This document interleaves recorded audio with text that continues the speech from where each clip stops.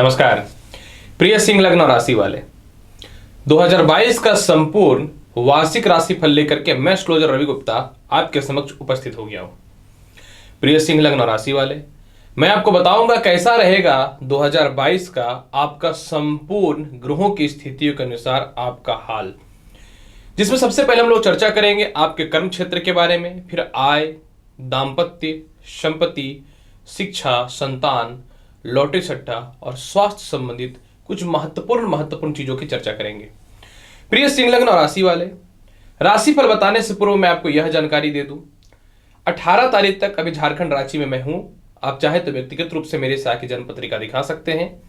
20 दिसंबर से लेकर के फिर 25 दिसंबर तक मैं रहूंगा दिल्ली में। आप चाहें तो मेरे से मिलकर व्यक्तिगत रूप से अपनी जन्म पत्रिका दिखा सकते हैं। प्रिय सिंह लग्न और राशि वाले, सर्वप्रथम मैं आपको यह बता दूं कि ये जो मेरा राशिफल है, राशि और लग्न दोनों पे है। आपका राशि सिंह है तो आप अच्छे से देखिए, और अगर आपका राशि लग्न सिंह भी है तो भी आप देख सकते हैं। प्रिय दर्शक देखिए, सबसे पहले एक बात बता दें, ऐसे तो 2022 यानी पूरे साल का ये राशिफल है। एक साल में बहुत सारे ग्रहों का गोचर होता है, तो अब एक वीडियो में पूरे साल के गोचर को सम्मिलित करना बहुत कठिनाई होती है। तो मैं इस वीडियो में साल का वो महत्वपूर्ण बातें बताऊंगा जो आपके साथ कर्म क्षेत्रों में महत्वपूर्ण भूमिका निभाएगा। बाद में वार्षिक राशिफल के अलावा मासिक राशिफल और साप्ताहिक राशिफल में कुछ महत्वपूर्ण चीजों की चर्चा मैं करता हूं। हालांकि मैं प्रयास करूंगा कि अलग अलग क्षेत्रों का भी वार्षिक राशिफल में कुछ न कुछ आपको जानकारी देने का। तो चलिए प्रिय सिंह लग्न और राशि वाले, सर्वप्रथम देखते हैं कैसा रहेगा 2022 में आपके कर्म क्षेत्र का हाल। प्रिय सिंह लग्न और राशि वाले, आपके कर्म क्षेत्र के मालिक जो होते हैं वो शुक्र होते हैं, और कर्म क्षेत्र में राहु भी विराजमान है अप्रैल तक। सबसे पहले मैं आपको यह जानकारी दे दूं, राहु जो है मार्च तक आपके कर्म क्षेत्र में विराजमान रहेंगे, जिसका अर्थ यह हुआ कि कर्म क्षेत्र का राहु शुभ होता है। यानी कर्म क्षेत्र का राहु आपको अचानक उन्नति, सफलता, जीवन में एक स्थान से दूसरे स्थान की ओर ले जाकर के बड़े व्यवसाय या फिर नौकरी को आगे बढ़ाएगा। आपके कर्म क्षेत्र के अधिपति शुक्र है, और अगर शुक्र की चर्चा करूं तो शुक्र की बात अगर करें तो शुक्र जो है, सबसे महत्वपूर्ण बात क्या है कि फिलहाल साल के शुरुआत में पंचम स्थान में है, और ये मार्च तक जो है सप्तम स्थान तक गोचर करेंगे। यानी मार्च में ये 7वें घर में गोचर करेंगे, जो निश्चित तौर पे बहुत ही शुभ और लाभकारी है। फिर इसके बाद ये इनकी चर्चा करें तो फिर शुक्र जो है आपके जीवन में जुलाई और अगस्त में कर्म क्षेत्र में आएंगे। जब यह कर्म क्षेत्र में आएंगे तो इस समय भी शुक्र का फल निश्चित तौर पे बहुत ही ज्यादा शुभ और लाभकारी देखने को मिलेगा। यानी कर्म क्षेत्र का अधिपति शुक्र पूरे साल बहुत ही अच्छे पोजीशन पे है, जिसका अर्थ है कि आपको सफलता देता रहेगा। लेकिन कुछ महत्वपूर्ण जानकारी आपको यह भी दे दे, क्योंकि कर्म क्षेत्र के अधिपति शुक्र है, परंतु यहां पे एक तथ्य देखना है, सूर्य की चर्चा करें तो सूर्य जो है ये इनकी चर्चा करें तो जुलाई और अगस्त में सूर्य कर्म क्षेत्र में आएंगे। तो जब सूर्य कर्म क्षेत्र में आएंगे तो इस समय भी सूर्य आपको अचानक ग्रोथ देगा। जब सूर्य कर्म क्षेत्र में आएंगे तो जुलाई और अगस्त में साल के महीने में आपको नए नौकरी, व्यवसाय के बहुत ही अच्छे ऑफर मिलने चालू हो जाएंगे। और शुक्र जो है ये अपनी राशि में अगस्त में आएंगे, मकर राशि में, और इस समय ये मालव्य योग बना देंगे। यानी आपके जीवन में जुलाई और अगस्त का महीना बहुत ही ज्यादा सक्सेसफुल रहने वाला रहेगा। अगर मंगल की चर्चा करें, देखिए मंगल की बात अगर कर लेते हैं तो मंगल की स्थिति की चर्चा करते हैं तो मंगल जो है फरवरी से अप्रैल तक की बात करूं तो ये कर्म क्षेत्र को देखेंगे। अब ये कर्म क्षेत्र को देखेंगे तो ये बहुत ही शुभ और लाभकारी स्थितियों में रहेगा। यानी आपके जीवन में साल का शुरुआत ही जो होने वाला है ये बहुत ही शुभ और लाभकारी की स्थितियों में आने वाला है। यानी साल की शुरुआत में ही नए नौकरी व्यवसाय के अच्छे अवसर प्रारंभ होंगे, लेकिन फरवरी से इसकी स्थितियों में बहुत ज्यादा आपके जीवन में सुधार देखने चालू हो जाएंगे। अगर हम लोग बात करें आय और धन की स्थिति की, देखिए आपके आय कारक बुध होते हैं।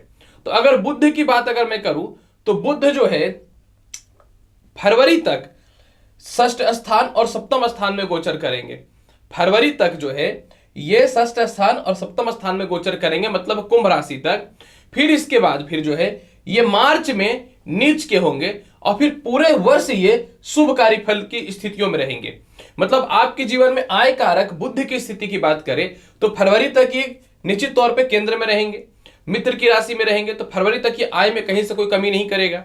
सिर्फ मार्च में आपके जीवन में बुध नीच के होंगे तो थोड़ा सा आय में कमी देखने को मिलेगा, फिर पूरे वर्ष ये आपको शुभ फलदायी देंगे। यहां पे तथ्य सिर्फ बुध की बात नहीं है। अगर हम लोग चर्चा करें कि बृहस्पति जो है 13 अप्रैल तक, बात को समझिएगा, 13 अप्रैल तक ये आय स्थान को देखेंगे क्योंकि कुंभ राशि में है। तो ये 13 अप्रैल तक जब आय स्थान को देखेंगे तो आय स्थान को कोई भी ग्रह देखता है तो शुभ फलदायी हो जाता है। दूसरी महत्वपूर्ण जानकारी यहां पे आपको यह भी समझनी चाहिए, मंगल साल के शुरुआत, मतलब साल के शुरुआत में ही मंगल 8वीं दृष्टि से आय स्थान को देख रहे हैं, सूर्य भी आय स्थान को देख रहे हैं और शुक्र भी साल के शुरुआत में ही आय स्थान को देख रहे हैं। मतलब साल का शुरुआती आपका बहुत बढ़िया होने वाला है क्योंकि आय स्थान के अधिपति की भी स्थिति ठीक है। इसके बाद शुक्र जो है जुलाई और अगस्त में आय स्थान में बैठेंगे, मतलब 13 अप्रैल तक तो बृहस्पति धन देंगे। इसके अलावा जो है आपके जीवन में आय अधिपति भी शुरुआत के दौर से ही, जनवरी से ही बहुत अच्छे पोजीशन पे हैं, सिर्फ मार्च में नीच के होंगे। इसके बाद फिर सूर्य की बात करूं तो सितंबर और अक्टूबर में सूर्य जो है, यह साल के अंतिम पड़ाव की बात कर रहा हूं, ये कन्या राशि में आ जाएगा जो धन का स्थान होता है। मतलब साल के अंतिम में भी आपको सूर्य बहुत ज्यादा धन की प्राप्ति कराने वाला रहेगा। और मंगल की स्थिति की बात करूं तो मंगल जो है यह साल के अंतिम पड़ाव में यानी अक्टूबर और नवंबर में आय स्थान में विराजमान हो जाएंगे। इस समय भी अचानक धन की प्राप्ति होगी। मतलब आपके जीवन में पूरे वर्ष धन की स्थिति बहुत ही अच्छी रहने वाली है। पर मैं बोल रहा हूं जब जब धन के योग ज्यादा बनेंगे, इस समय आप अपने जीवन में जो है उस पैसे को बचा सकते हैं, उस पैसे से बड़े निर्णय ले सकते हैं। अगर हम विवाह और दाम्पत्य जीवन की चर्चा करें तो देखिए, आपके दाम्पत्य जीवन कारक शनि है। जी हाँ, शनि छठे घर में है। ऐसे तो छठे घर के शनि कारक होते हैं। साल की शुरुआत में शनि और बुध की युति है जो शुभकारी है। तो शनि की बात करूं तो शनि जो है ये 29 अप्रैल तक मकर राशि में रहेंगे, फिर 29 अप्रैल से ये 12 जुलाई तक कुंभ राशि में आएंगे। तो ये शनि ऐसे तो 7वें घर का मालिक छठे घर में, लेकिन अपनी राशि में है तो साल के शुरुआत से ही आपका विवाह का योग बहुत ही प्रबल रहेगा। इसके बाद फिर जो है ये 2 महीने के लिए यानी 29 अप्रैल से 12 जुलाई के लिए 7वें घर में आएंगे कुंभ राशि में। कुंभ राशि का शनि सबसे ज्यादा फलदायी शुभ होता है। तो जब सप्तम स्थान में आ जाएंगे तो आपके 2 महीने में ऐसे विवाह जो कई सालों से नहीं हो रहे थे या नहीं हो पा रहे थे, वह विवाह होने चालू हो जाएंगे। सिर्फ शनि पे महत्वपूर्ण बात नहीं है। फिर यहां पे क्या होगा, शनि फिर वक्री अवस्था में 12 जुलाई के बाद आ जाएंगे मकर राशि में, यानी पुनः जो है 7वें घर का मालिक वक्री हो जाएगा यानी कमजोर हो जाएगा। लेकिन एक तथ्य समझने वाली बात है, फिर सूर्य जो है फरवरी और मार्च में जो है ये 7वें घर पे गोचर करेंगे। यहां पे बृहस्पति सूर्य के साथ में रहेंगे फरवरी और मार्च में, तो सूर्य जो है 7वें घर के फल को बढ़ाएगा, शुभकारी बनाएगा। ऐसे भी सूर्य सिंह लगन के कारक होते हैं तो शुभ फलदायी हो जाएंगे। यानी आपके जीवन में फरवरी या मार्च में भी विवाह के बहुत ही प्रबल योग बनेंगे, बहुत ही ज्यादा। मंगल की बात करूं तो मंगल जो है अप्रैल और मई में 7वें घर में गोचर कर जाएंगे, यानी चौथे घर से ये 7वें घर में अप्रैल और मई में आ जाएंगे। मतलब आपके जीवन में अप्रैल और मई में भी विवाह के बहुत अच्छे योग बनेंगे, दाम्पत्य जीवन में विशेष सुधार के योग दिखेंगे। और अगर हम शुक्र की बात करूं तो मार्च और अप्रैल तक जो है शुक्र भी जो है 7वें भाव में गोचर करेंगे। इसके बाद फिर जो है बुध भी मार्च और अप्रैल में जो है 7वें भाव में गोचर करेंगे।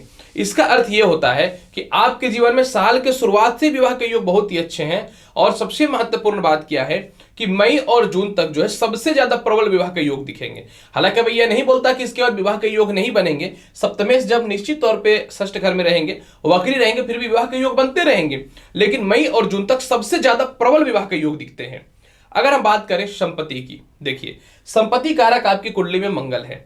साल के शुरुआत से ही मंगल अपनी राशि में बैठ करके रोचक योग बना करके रखे हैं, यानी शुरुआत से ही जो है मंगल की चर्चा अगर करूं तो मंगल जो है समझ लीजिए कि बहुत ही शुभ और लाभकारी रहेगा। यानी मंगल चतुर्थ स्थान, पंचम स्थान, षष्ठ स्थान, सप्तम स्थान, अष्टम स्थान, नवम स्थान में गोचर करेंगे, जो पूरे वर्ष बहुत ही शुभ और लाभकारी रहेगा। लेकिन एक तथ्य समझना, जुलाई और अगस्त में मंगल जो है यह वृषभ राशि में आएंगे साल के अंतिम पड़ाव में, और फिर यह अपनी राशि को देखना चालू कर देंगे। मतलब यहां पे एक तथ्य समझने वाली बात है कि मंगल की स्थिति की अगर मैं चर्चा करूं तो मंगल तो साल की शुरुआत से ही बहुत अच्छे हैं, लेकिन इस समय मतलब शुरुआत में ही आपके प्रॉपर्टी के योग बनते हैं और फिर पुनः भी उस समय योग बनेंगे। दूसरी महत्वपूर्ण जानकारी एक चीज यहां पे देखना है कि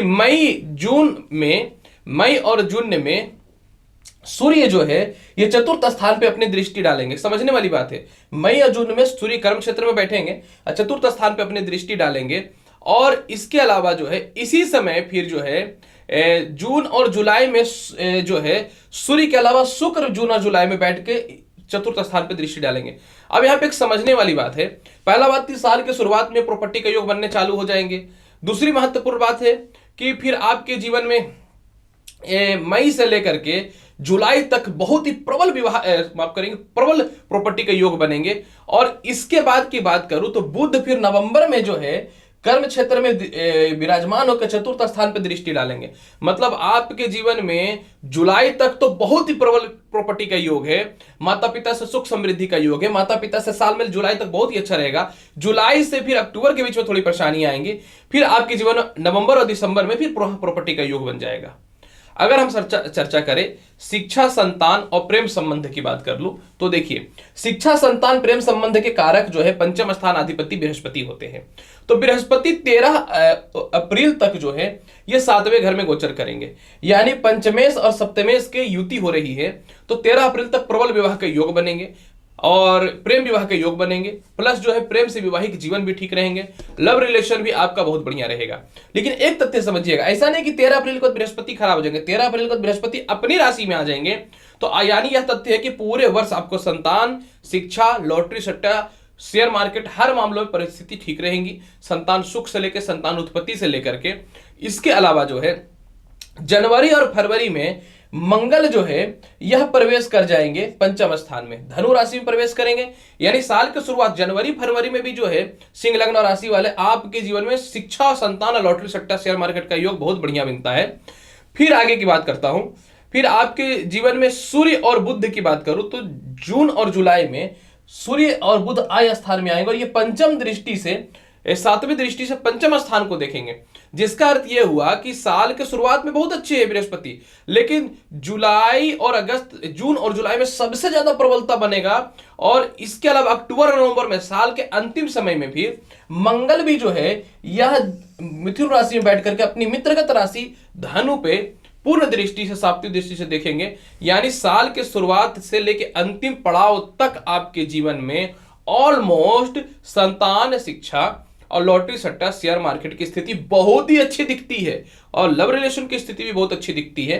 स्वास्थ्य की बात अगर कर ले तो स्वास्थ्य कारक शनि आपकी कुंडली में पूरे वर्ष मकर राशि में रहेंगे 2 महीने के लिए, अप्रैल से लेकर जुलाई के मध्य में सिर्फ कुंभ राशि में जाएंगे। यानी पूरे वर्ष आपके स्वास्थ्य की स्थिति बहुत ही अच्छी रहेगी। अगर केस मुकदमा की चर्चा करूं, केस मुकदमा कारक अगर मैं बात करूं बृहस्पति का और चंद्रमा का, तो चंद्रमा तो हर 2.25 दिन में गोचर करते हैं, उनकी तो छोड़ ही दीजिए।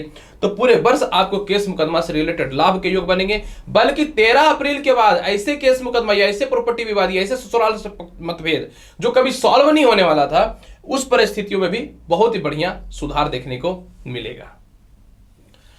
तो प्रिय सिंह लग्न राशि वाले, राशिफल की चर्चा तो मैंने किया, तो उपाय क्या करना चाहिए? पहला बात कि आपको अप्रैल, मई, जून और जुलाई में जो है कंटिन्यू शिव चालीसा का पाठ करिएगा, शनि थोड़े से डैमेज करेंगे आपको। इसके अलावा राहु जो है आपके जीवन में मार्च में आ जाएंगे भाग्य स्थान पे, तो जब ये भाग्य स्थान पे आ जाएंगे तो पितृदोष उत्पन्न कर देगा। यानी मार्च के बाद कुत्तों को रोटी देना चालू कीजिए, गरीबों को जो है शराब दान कर सकते हैं या भैरव मंदिर में शराब चढ़ाइए, चंदन का तिलक लगाइए और शिव चालीसा का पाठ करिए। और पूरे स्थितियों की बात अगर मैं करना चाहूं तो पूरे परिस्थितियों में सबसे ज्यादा सुफलदायी आपके लिए बृहस्पति होने वाला है। तो आप पुखराज, मूंगा और मानिक तीनों रत्न अवश्य धारण करके रखिए, तो परिस्थिति आपके जीवन में पूरे वर्ष बहुत ही अच्छी रहेगी। तो प्रिय सिंह लग्न और राशि वाले, कैसा रहेगा 2022 का संपूर्ण साल, इसकी संपूर्ण जानकारी मैंने आपको दिया है। उम्मीद करता हूं कि बताई गई जानकारी से पूर्ण रूप से संतुष्ट होंगे। तो आप मेरे चैनल पर नए हैं तो चैनल को लाइक करिए, शेयर करिए, सब्सक्राइब करिए। मिलूंगा अगली वीडियो में और महत्वपूर्ण और ज्ञानवर्धक जानकारी के साथ। तब तक के लिए नमस्कार, अच्छे से रहिए, धन्यवाद।